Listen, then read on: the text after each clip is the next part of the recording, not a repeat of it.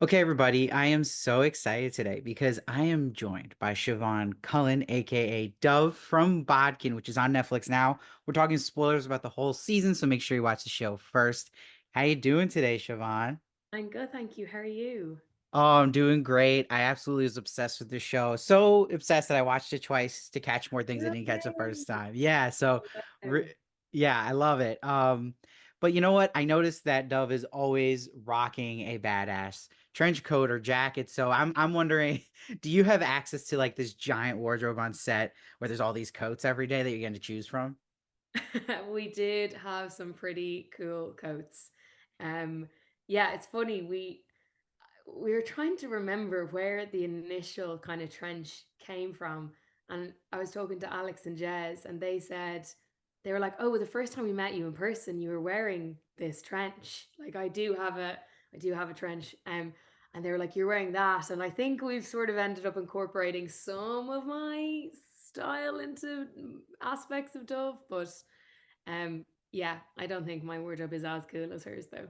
Oh no, that's cool though that you brought some of yourself into it with the wardrobe. That's awesome. And I'm wondering too, I love the relationship between Dove and Emmy, or Scissor, if we should say, and how Emmy basically looks up to her at the beginning, but Dove's really tough on her. So I kind of want to know from the onset, did you see it as when Dove first met her that, deep down she did see potential in Emmy and like her, or was she have to be won over by Emmy, do you think? Yeah, I think she had to be won over by her. I don't think she saw any potential in Emmy until the moment that Emmy tells her to fuck off. Really, Mm, I think mm. up until then, Dove had totally underestimated her. I think she thought that up until this point, Emmy had probably had Emily Emmy probably had a lot of things handed to her. Didn't have to work too hard for anything she had. So yeah, I think it's, quite far into the relationship that she realizes, oh, there's something there. There is a bit of a bite to her. Oh, that's good. I like that answer a lot, actually. And I think that's what's so interesting about Dove is all these things you see kind of change in her as the season goes along, as we kind of Yeah. see it through her eyes. And what I love about Dove too is that she's so badass. She's got these complicated things about her, but there's also these wild situations she gets in. So like in episode 3, just started for me because I love Dove just going around on an electric scooter. So I always think like I imagine like for you, were you like having fun on that? Were you driving around that scooter all day on set? Yes. Yeah, that was exactly it. Yeah, as soon as they said, and then she picks up electric scooter, I was on board. So I had to have electric scooter driving lessons. I had to have electric scooter um, rehearsal time scheduled into the day. Oh So wow.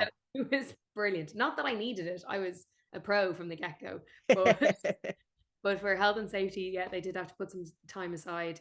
But it was brilliant. They're sort of the moments in the show that I think they're some of my favorites when because Dove takes herself so seriously that when we get to laugh at her are some of my favorite bits because she does, as you said, she ends up in these crazy situations. She can't believe she's there. So it's really good when we kind of get to when we're in on the joke a bit and we get to laugh at her. Yeah, and I think added to that is I love like she goes like all in, like she'll do anything. And I think that's really shown too, really in episode 4 when she swims in this freezing cold bog.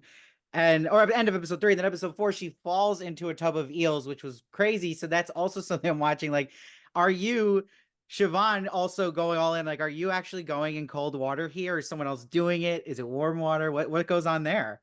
No, that's just a lake in Wicklow in Ireland. That's just a bog. So of course, I mean, health and safety had made sure that it's all fine, and we had medics on standby. But no, it was I was totally up for that. As much of those kind of stunts that I could do myself, I wanted to. We had an amazing stunt team, and they were brilliant getting me, prepped and in a good place to do all that work. But and I had a brilliant stunt double. But as much as possible, I was hoping to do the work as much as I could. So yeah, that's me falling into the tank of eels. That's me falling swimming in the bog. And that's you falling out of the tree? That's not me falling out of the Okay. tree. I was like, come on, say it.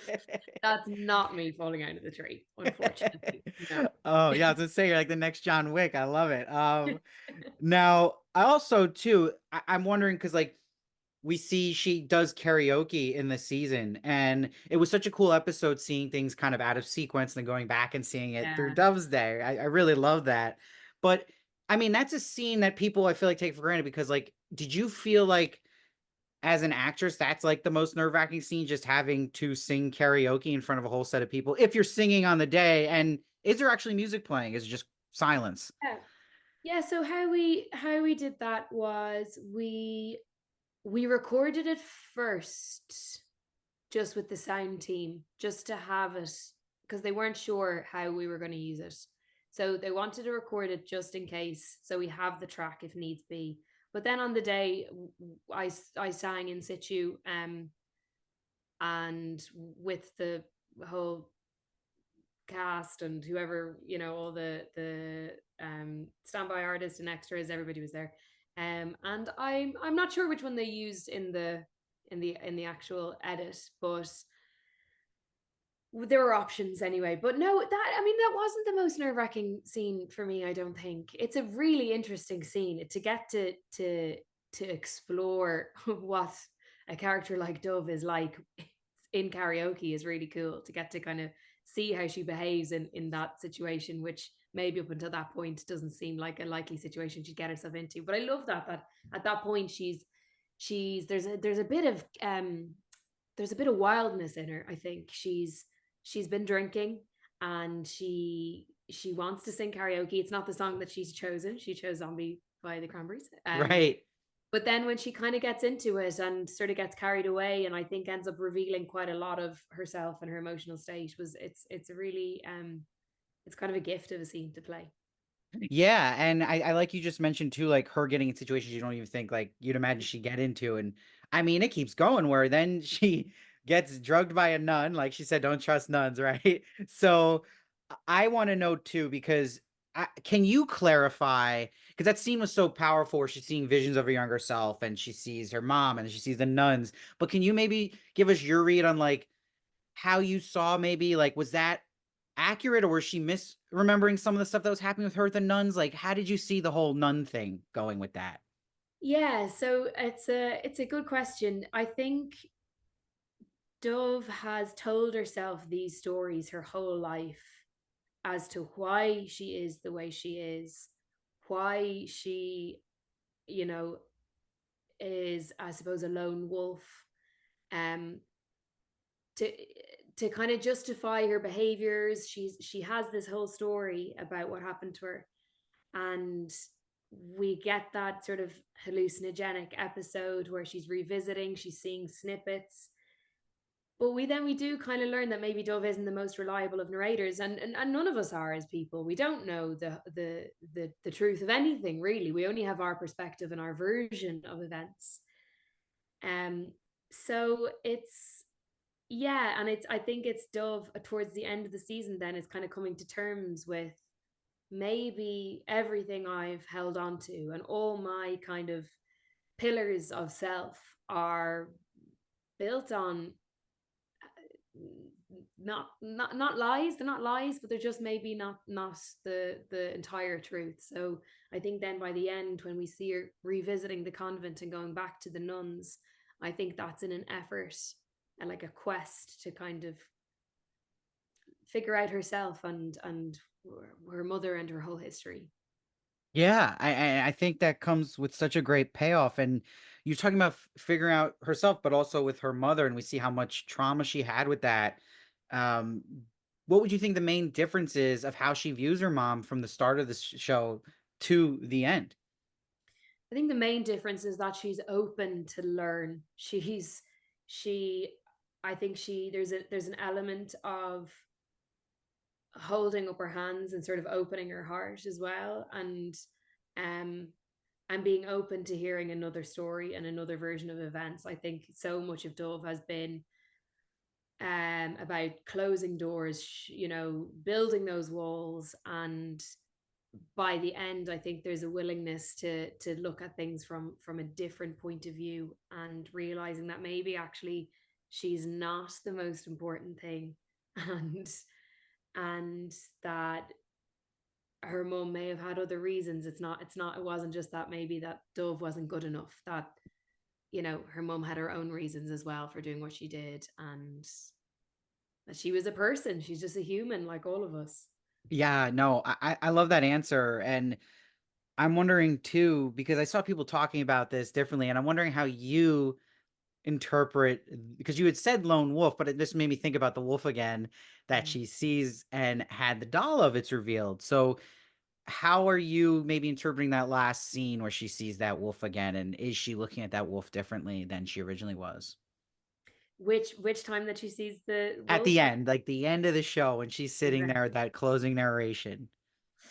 I think now this is open into interpretation, and I love that people have their own ideas of it. But for me, Dove until that point has been seeing the wolf at moments of conflict, at moments where I think her senses are a bit heightened, a bit more attuned to moments of danger potentially, or moments of getting hurt, and that's what the wolf is kind of representing for her, because she's made the wolf a negative thing and has attached sort of negative connotations to that wolf.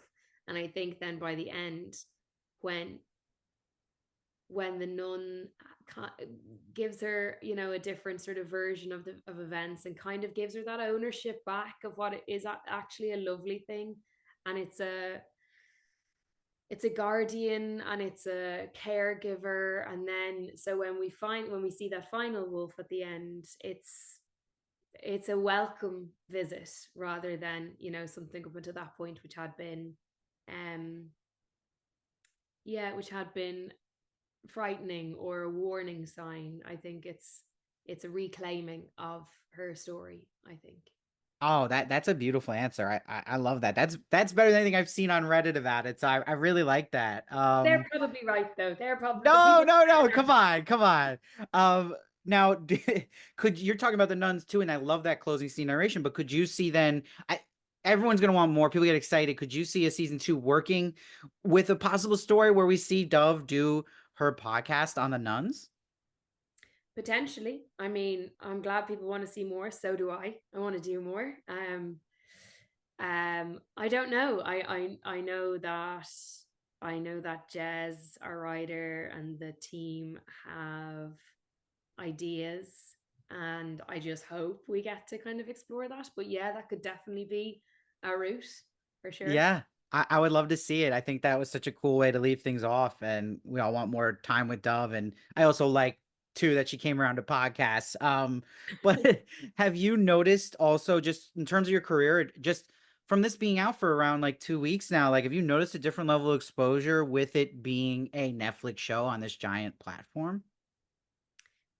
Yeah, I mean, every so often I'll get a text message saying, it's number whatever in whatever country, or and that's amazing, and it's so great to kind of see a show that I'm really proud of doing well. It's also kind of too hard to understand or get a grasp of. So I try not to engage too much in that. Yeah, so um the numbers and the algorithms are kind of just too big. Yeah.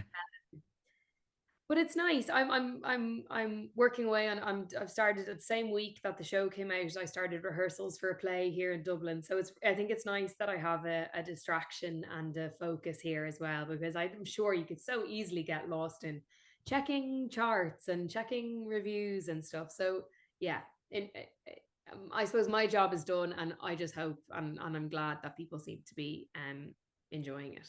No, and I think what's special about the show too is your performance. And I'm happy so many people are seeing that performance so they can become not just a fan of the show, but a fan of you. Now, before I let you go, my last question is, do you have a personal favorite moment of Doves just in the season? Was there a scene that you like the best or just even to do, or you maybe liked on watching it? Well, my favorite scene of the show is actually a scene that I'm not in. Am I allowed to say that? Yes. My favorite scene in the show is when Gilbert and Seamus dance on the bridge. Ah, okay, okay. Love it. I love it Did so much. did you know that scene was gonna happen, or did you first like find out when you watched? That scene was a late addition to the script. So Oh. it was scripted.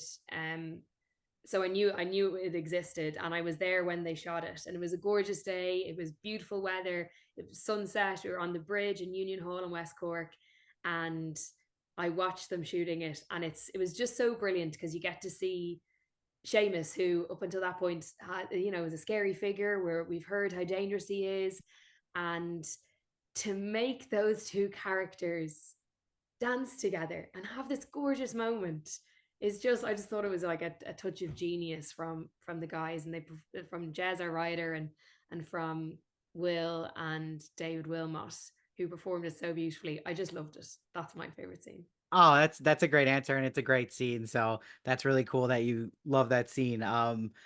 Siobhán, thank you for joining me today. Everybody, make sure to keep watching Bodkin on Netflix. And if you've already seen it, obviously tell your friends and family about it. It is so much fun. And I'm hoping for season two. And I hope to see you more stuff. I can't wait to see what you do next. Thank you so much for joining me. I'll talk to you in the future. Thank you for having me.